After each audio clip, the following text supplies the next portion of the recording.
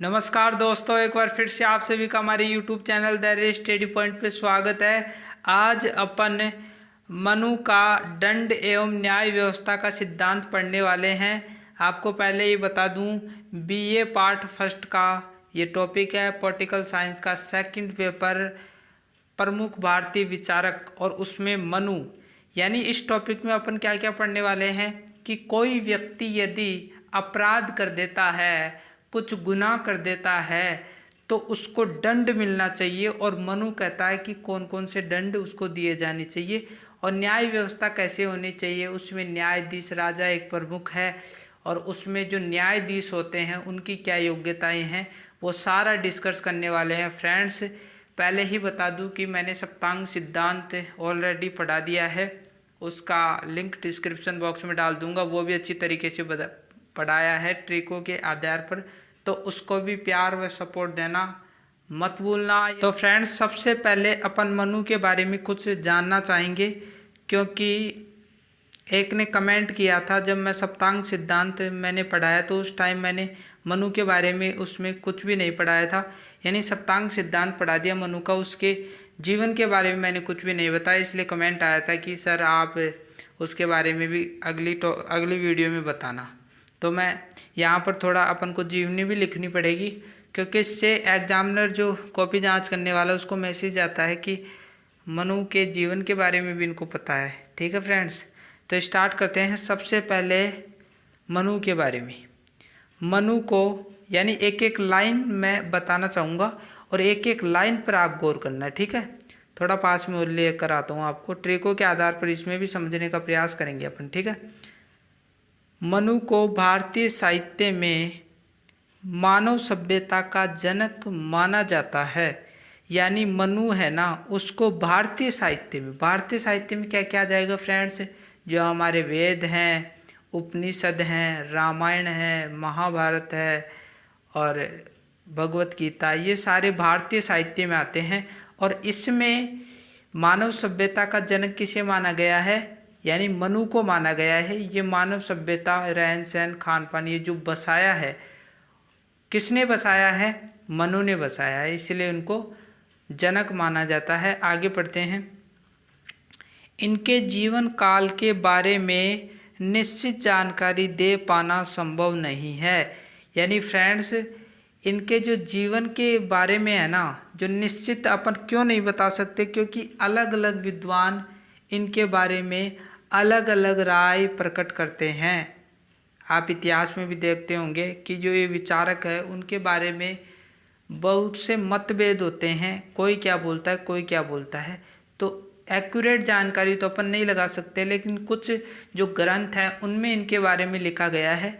तो सबसे पहला ग्रंथ आप देखोगे फ्रेंड्स कि शतपथ ब्राह्मण है।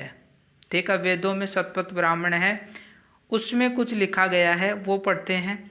एक घटना के बारे में लिखा गया है कि पृथ्वी पर जल प्लावन, प्लावन का मतलब जल, प्लावन का मतलब प्रलय, यानी जल की प्रलय, यानी पृथ्वी पर जल ही जल हो जाना। ठीक है, के बाद सभी मनुष्य मर गए थे, लेकिन केवल मनु ही बचे थे।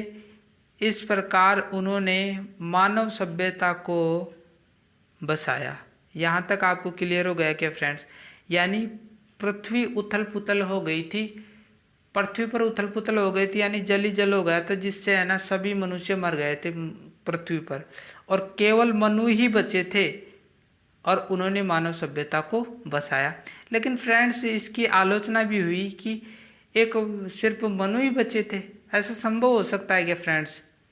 तो आगे आलोचना हुई, देखो, लेकिन यह मान्यता सही प्रतीत नहीं होती है। यानी इसको फिर आगे आलोचना की कि ये सही प्रतीत नहीं हो रही है, क्योंकि यदि जल प्लावन के बाद मनु ही जिंदा बचे थे तो उस समय की संगठित सामाजिक व्यवस्था के होने का प्रश्न ही नहीं उठता। यानी फ्रेंड्स, आलोचना करना जायज़ है कि यदि मनु ही बचे थे तो ये जो संगठित सामाजिक व्यवस्था क्या होती है?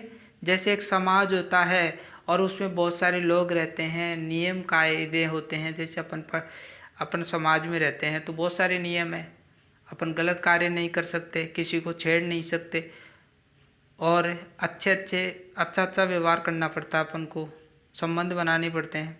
तो ये व्यवस्था वहाँ पर कैसे आई होगी, क्योंकि सभी मनुष्य तो मर गए। अब ये समाज कैसे बना होगा, समाज तो लोगों से बनता है, तो सारे मनुष्य ही मर गए, तो फिर ये समाज कहाँ से आया होगा उस टाइम। और उन्होंने राज्य की भी बात कर ली, दंड व्यवस्था की बात कर ली, कैसे हो सकता है ये, इस पर विवाद है।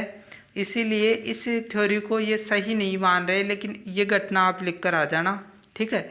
इसके बाद में फ्रेंड्स, इनकी जो मुख्य रचना थी वो मनुस्मृति थी, ठीक है फ्रेंड्स। आप अब बोर हो गए होंगे थोड़ा, इसलिए मैं एक शायरी आपके लिए सुनाता हूँ, मोटिवेशनल शायरी है कि हीरे को परखना है तो अंधेरे का इंतज़ार कर, हीरे को परखना है तो अंधेरे का इंतज़ार कर, धूप में तो साले कांच के टुकड़े भी चमकते हैं, धूप में तो साले कांच के टुकड़े भी चमकते हैं। तो हमेशा मोटिवेट रहिए फ्रेंड्स, मोटिवेट रहिए, अपने माइंड में गलत विचार नहीं जाने पाएँ, क्योंकि जिस प्रकार अपन अपने माइंड में जो विचार डालेंगे वैसे ही चले जाएंगे। इसीलिए चीज़ों को समझ समझ कर पढ़ो, ठीक है फ्रेंड्स। अब अपन ने मनु के बारे में तो जान लिया। अब ये मनुस्मृति मैन है, क्योंकि मनुस्मृति का नाम आप बार बार सुनते होंगे अभी भी, क्योंकि आप देखते होंगे कि जब संविधान दिवस मनाया जाता है तो मनुस्मृति को बहुत सारे लोग जला देते हैं। आप कई बार देखे होंगे फ्रेंड्स, क्यों जला देते हैं, क्योंकि मनुस्मृति में काले कानून लिखे हुए हैं। ये मनु ये बोलता है स्त्रियों के बारे में कि यदि स्त्रियों को समाज में स्वतंत्र छोड़ दिया जाए तो वो समाज को भ्रष्ट कर सकती है। क्या ये बात सच है क्या फ्रेंड्स? और ये उन स्त्रियों की बात करता है फ्रेंड्स, भ्रष्ट करने वाली स्त्रियां कौन कौन सी हैं, जो समाज में गंदे व्यवहार करती हैं। जैसे आप देखो कि सोशल मीडिया पर बहुत सारी लड़कियां हैं जो अपना जिस्म बेचकर पैसे कमा रहे हैं, उन लड़कियों की बात कर रहा है। और जो समाज में वर्ण व्यवस्था बटी वो इस मनु के कारण ही बटी, ब्राह्मण क्षत्रिय वैश्य और शूद्र, उसका वर्णन इसमें दे रखा है। इसलिए जो अब शूद्र समाज है ना, वो इसका विरोध करता है और संविधान का समर्थन करता है, क्योंकि संविधान में स्त्रियों और महिलाओं यानी महिलाओं और जो निचली जाति के लोग हैं उनको बहुत सारी चीज़ें दी गई हैं। इसलिए इस मनुस्मृति का विरोध किया जाता है। महिलाओं की स्थिति किस प्रकार की होनी चाहिए जो बिगड़ी हुई है, वो इस मनुस्मृति के कारण ही बिगड़ी हुई है। ठीक है फ्रेंड्स, क्लियर हो रहा है। इसके बाद में आगे चलते हैं। दंड एवं न्याय व्यवस्था, ये सिद्धांत अब शुरू होता है मनु द्वारा मनुस्मृति में। एक बात और ध्यान में रखना फ्रेंड्स कि दंड और न्याय व्यवस्था को मिलाकर बहुत सारे पॉइंटों के माध्यम से मनु ने समझाने का प्रयास किया है। ठीक है, मनु द्वारा मनुस्मृति में दंड तथा न्याय व्यवस्था का विस्तृत वर्णन दिया है। यानी मनुस्मृति में कहीं पर भी मनु के बारे में लिखो तो इस मनुस्मृति को आप ध्यान में रखना, क्योंकि मनुस्मृति में सारा वर्णन मिलता है। तो कभी भी कुछ भी बात लिखो तो शुरू में ये लिख देना कि मनु द्वारा रचित मनुस्मृति में ये चीज़ें कही गई हैं। इससे क्या होता है फ्रेंड्स कि एग्जामिनर के माइंड में ये विचार जाता है कि इसको पता है, इतना ज्ञान है कि उसको इसके ग्रंथ के बारे में पता है। ठीक है फ्रेंड्स, तो इसमें सारा ये वर्णन दिया गया है मनुस्मृति में, जिसका वर्णन निम्नलिखित बिंदुओं पर किया जा सकता है। ठीक है, तो ये बिंदु पढ़ेंगे और इनको याद करने के लास्ट में मैं ट्रिक भी बताने वाला हूँ कि इनको अपन ट्रिकों के आधार पर याद कैसे करें, क्योंकि अपन भूल जाते हैं। ठीक है फ्रेंड्स, यहाँ तक आपको क्लियर हो गया होगा। अब आगे चलते हैं।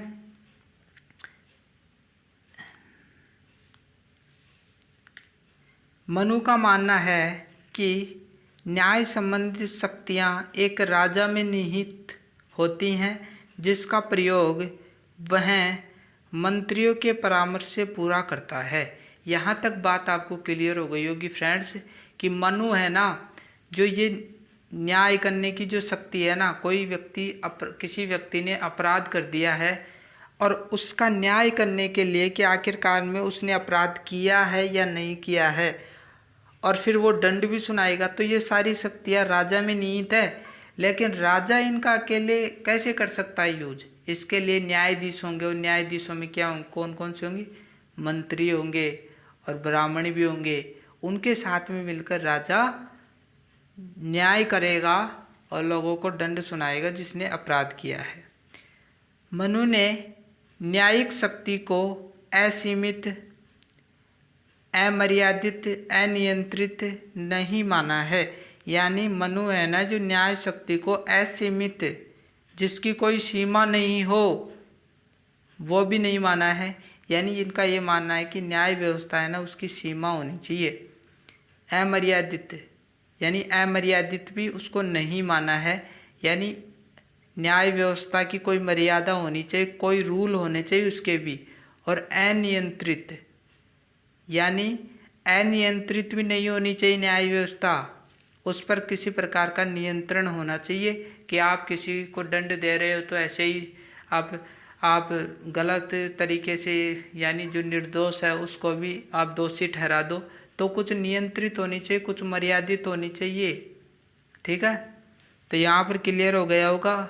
यहाँ पर मैंने इसके माध्यम से समझाने का प्रयास किया है इस पूरे ढांचे को, ताकि आपके माइंड में फिट हो जाए। क्योंकि अपन एक एक चीज़ें समझेंगे तभी अपन एग्ज़ाम अच्छी तरीके से दे पाएंगे। तो ये जो है ना, ये राजा है, इसके पास में ये मंत्री हैं, इनके हाथों में तलवार है। और ये जो सारे के सारे कौन हैं? न्यायाधीश हैं। यानी कोई मंत्री है, कोई ब्राह्मण है जो न्यायाधीश हैं, और राजा इसमें प्रमुख न्यायाधीश है। ठीक है, सर्वोच्च न्यायाधीश कौन है? राजा है, और उसके नीचे मंत्री हैं। ये कोई है ना जो दोषी है, ये आप देख रहे हो दोषी हैं, और राजा के समक्ष पेश किया गया है इनको। और आप फिल्मों, बहुत सारे नाटक और फिल्मों में भी देखते हैं कि इस प्रकार की पूरी व्यवस्था होती है और इसको सज़ा सुनाई जाती है। ये अपना पक्ष रखता है, फिर राजा बोलता है कि इसने ऐसा क्यों किया, सारी डिस्कस की जाती है, और मंत्री भी अपना पक्ष रखते हैं, और आखिरकार में जितनी इसने अपराध किया है उतनी इसको सज़ा दी जाती है। तो क्लियर ही हो रहा होगा, आशा करता हूँ। यदि आप हमारे यूट्यूब चैनल पर नए हो तो आप हमारे यूट्यूब चैनल को सब्सक्राइब करना ना भूलें, बेल आइकन को दबा दो, क्योंकि इस प्रकार की video first year, second year और फाइनल ईयर की जो वीडियो है वो मैं डालता रहता हूँ। तो मनु का कहना है कि राजा जब भी न्याय करे तो क्रोध और मोह, यानी लाभ को दूर रख के करे। यानी जब भी राजा न्याय कर रहा है, यानी जब भी यहाँ पर राजा है ना जो न्याय कर रहा है, तो क्रोध में नहीं होना चाहिए। क्योंकि क्रोध में व्यक्ति है ना जो निर्दोष को भी दोषी समझता है, क्योंकि अपना गुस्सा है ना उस निर्दोष जो भी जिसको भी पेश किया गया है उस पर निकाल देगा और निष्पक्ष न्याय नहीं कर पाएगा। आगे सुनो, मोह, यानी उसमें किसी प्रकार का मोह भी नहीं होना चाहिए कि ये व्यक्ति है जो कोई धनी है मान लीजिए, और इसने अपराध कर दिया है, इस राजा को पैसे दे दिया है, तो ये तो बच जाएगा। इसलिए यहाँ पर मनु कहता है कि लाभ से भी प्रभावित नहीं हो, इनको दूर रख के एक साइड में रखे ताकि न्याय निष्पक्ष हो सके। क्योंकि यदि राजा किसी अपराधी से लाभ लेकर न्याय करता है तो, यानी यदि, अब इसके इफ़ेक्ट बता रहा है फ्रेंड्स, कि यदि राजा है ना जो किसी के पास में लाभ ले लेता है, लाभ लेकर उसको सज़ा सुनाता है, तो फिर क्या होगा? देखो, अराजकता फैल जाएगी, वो छूट जाएगा। यानी यदि कोई राजा किसी अपराधी के पास में लाभ ले लेता है, पैसे ले लेता है, और उसको सज़ा नहीं सुनाता है, तो वो राजधर्म के विरुद्ध है। यानी राजा का जो धर्म होता है उसके विरुद्ध है। और इससे क्या होगा फ्रेंड्स कि मनु राजा को परामर्श देता है कि जब भी किसी अपराधी को सज़ा सुनाई जाए तो प्रिय व अप्रिय का भेद सामने नहीं आना चाहिए। एक राजा यमराज की भांति सभी के साथ समान व्यवहार करे। यानी फ्रेंड्स यहाँ पर ये जो मनु है ना, वो कह रहा है राजा से कि जब भी तू किसी अपराधी को सजा देना तो प्रिय और अप्रिय का भेद नहीं होना चाहिए। यदि तेरे सामने कोई तेरा प्रिय भी खड़ा है और उसने भी अपराध किया है तो उसको भी निष्पक्ष सजा दे। ऐसा मत कर कि उसने अपराध किया है तू उसको छोड़ दे, फिर वापस अपराध कर लेगा वो, ठीक है। और अप्रिय को यानी जिस जो तेरा शत्रु है, तू जिसको प्रेम ही नहीं करता, उसके प्रति भी निष्पक्ष न्याय कर, उसको कठोर दंड मत दे। यानी जितना उसने अपराध किया है उतना ही दे, अपनी शत्रुता उसमें मत निकाल, ठीक है। एक राजा यमराज की बातें सभी के साथ समान व्यवहार करे। जिस प्रकार यमराज टाइम आने पर व्यक्ति को ले जाता है, चाहे कोई कुछ भी कर ले, यमराज लेता है, उसी प्रकार निष्पक्ष होकर राजा को न्याय करना होगा। यहाँ तक क्लियर हो रहा होगा फ्रेंड्स। मनु ने राजा को न्यायिक शक्ति का प्रयोग करते समय पूर्ण निष्ठा और उत्कृष्ट बौद्धिक क्षमता का प्रयोग करे ताकि कोई गलती नहीं हो सके। यानी जब भी राजा है ना, जो न्यायिक शक्ति का प्रयोग करे यानी न्याय करे, उस टाइम पूर्ण निष्ठा यानी उसका काम में जो पूर्ण लगाव होना चाहिए। ऐसा नहीं है कि वो अन्य चीज़ों में उलझा रहे, पूर्ण निष्ठा होनी चाहिए उस काम में। और बौद्धिक क्षमता यानी अपनी बुद्धि का तर्क के आधार पर सिद्ध करे कि इसने क्या अपराध किया है, ताकि कोई गलती नहीं हो पाए। एक राजा को स्वयं को धर्म का पालन करना चाहिए तथा न्याय करते समय धर्म का सहारा लेना चाहिए।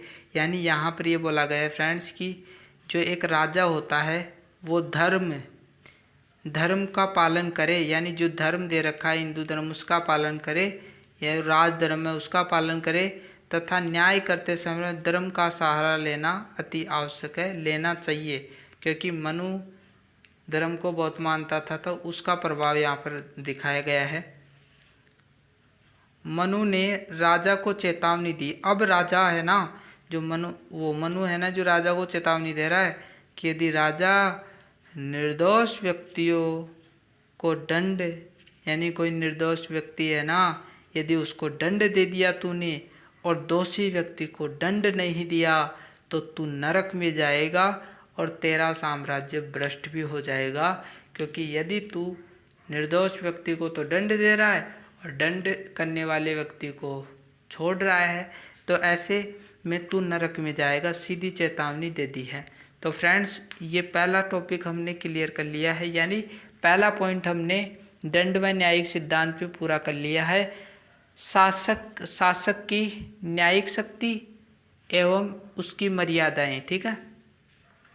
इसके बाद में फ्रेंड्स दूसरा इसमें पॉइंट देखते हैं। पॉइंटों के आधार पर यदि आप लिखोगे तो निश्चित ही आप सफल होंगे।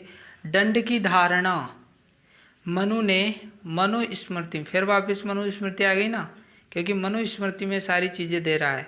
मनुस्मृति में दंड की धारणा 3 पक्ष बताए हैं, यानी दंड की धारणा के 3 पक्ष ये मनु बताता है। और ये 3 पक्ष कौन कौन से हैं? पहला पक्ष है दंड का क्षेत्र, यानी दंड का क्षेत्र क्या होना चाहिए, ठीक है। इसके बाद में दंड का प्रयोजन, यानी दंड का उपयोग व प्रयोग, ठीक है। अपन को सिर्फ ये याद ही करना है, ठीक है, इसका वर्णन अपन नहीं करने वाले। यानी दंड का उपयोग व प्रयोग कैसे किया जाए, ठीक है। इसके बाद में फ्रेंड्स वह प्रक्रिया, दिख नहीं रहा था, वह प्रक्रिया जिसके अधीन दंड को समाज में बदला जाता है, यानी वह प्रक्रिया जिसके अधीन दंड को समाज में बदला जाता है। सिर्फ ये याद करना अपन को, ये 3 पक्ष बताए हैं। अब यहाँ पर ध्यान देना फ्रेंड थोड़ा। मनु ने दंड को राजा के लिए महत्वपूर्ण माना है, क्योंकि राजा इसके बिना लोगों से सामाजिक दायित्व व नियमों का संचालन नहीं करा सकता। यानी मनु ने राजा के लिए दंड को एक महत्वपूर्ण शक्ति माना है। क्यों? क्योंकि यदि वह सामाजिक दायित्व व नियमों का संचालन कराना चाहता है लोगों से, यानी समाज में जो नियम बनाए गए हैं उनका यदि पालन कराना चाहता है लोगों से, तो उसको दंड का भय दिखाना होगा कि यदि आप नियम तोड़ोगे तो आपको दंड मिल सकता है। जिस प्रकार मनु ने कहा कि जो शूद्र है, सबसे नीची जाति है, वो ब्राह्मण क्षत्रिय वैश्य की सेवा करेगी। यदि वो शूद्र सेवा नहीं करता है तो ब्राह्मण उसको दंड दिखा सकता है। तो इस प्रकार के नियमों का संचालन करने के लिए दंड की शक्ति राजा को देता है। दंड की व्यवस्था नहीं होगी तो राज्य में अराजकता, धोखाधड़ी, लूटपाट आदि फैल जाएंगे।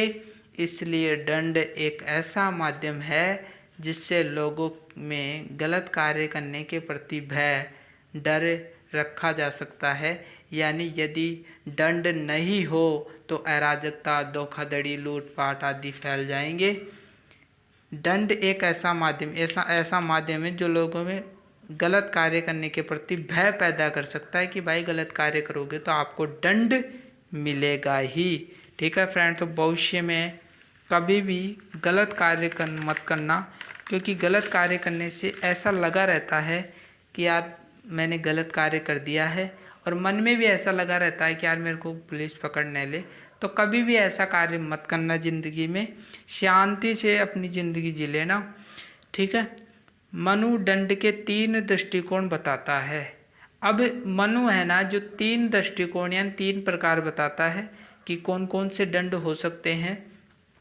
पहला दंड है फ्रेंड्स निवारक दंड, दूसरा है सुधारात्मक दंड, तीसरा है प्रतिकारात्मक दंड। इस निवारक दंड में है ना, जो अपराध करने वालों को रोका जाएगा। सुधारात्मक दंड में जिसने अपराध किया है उसमें सुधार किया जाएगा। और प्रतिकारात्मक दंड में क्या होता है फ्रेंड्स कि जिसने जैसा कार्य किया है उसको वैसे ही सजा देना। तो डिटेल से पढ़ते हैं अपन इसको। किसी अपराधी, ये अपराधी है फ्रेंड, देख छोटा सा बच्चा सा, को जनता के समक्ष दंड देकर एक उदाहरण प्रस्तुत करना ताकि अन्य लोग अपराध करने का सोच भी नहीं सके। यानी फ्रेंड्स इसमें यह बताया गया है कि किसी अपराधी ने यदि कोई दंड किया है तो उसको कठोर सजा देना, ताकि ये जो समाज है ना, इसके भाई बंद, इनको मैसेज जाए कि भाई इसको तो फांसी हो गई है, अपन भी ऐसा करेंगे तो अपन को भी दंड दे दिया जाएगा। इसीलिए वो अपराध को रोकने के लिए ये लाया गया है। क्योंकि आप जानते हो फ्रेंड्स कि कभी भी अपन ऐसा सुनते हैं, निर्भया वो रेप हुआ था निर्भया का, तो उस टाइम हत्यारों को फांसी दी गई थी। तो मैसेज गया था समाज में कि अपन भी ऐसा करेंगे। तो यानी मैसेज पहुंचाना लोगों में और अपराध को रोका जाए, मेन उद्देश्य इसका ये। ठीक है। दूसरा सुधारात्मक दंड, किसी अपराधी को दंड देकर उसका हृदय परिवर्तन करना ताकि वह भविष्य में अपराध न करे। यानी इसमें है ना, जो अपराधी को खुद में चैन जलाने के लिए किया गया है। यानी किसी अपराधी को दंड देना ताकि उसको मन में ऐसा लगे कि यार मैंने कोई गलती कर दी है, और जब उसको एहसास होगा तो वो भविष्य में अपराध करेगा ही नहीं। तो उसमें सुधार करने के लिए, एक अपराधी में सुधार करने के लिए ये सुधारात्मक दंड दिया जाता है। इसके बाद में प्रतिकारात्मक दंड। प्रतिकारात्मक दंड क्या होता है? जिस अपराधी ने जैसा अपराध किया है उसको वैसा ही सजा देना। चोरी करने पर हाथ काट देना। जैसे फ्रेंड्स जैसा का तैसा, जिसने जैसा अपराध किया है उसको वैसी ही सजा देना। जैसे किसी ने चोरी की है तो उसका हाथ काट देना, किसी ने किसी की तरफ आंख मार दी तो उसकी आंख फोड़ देना, जैसो को तैसा। तो वर्तमान में हमारा क्या चल रहा है, हमारी जो न्याय व्यवस्था उसमें निवारक दंड चल रहा है कि अपराधी को सज़ा क्यों दी जाती है, जनता में मैसेज आई।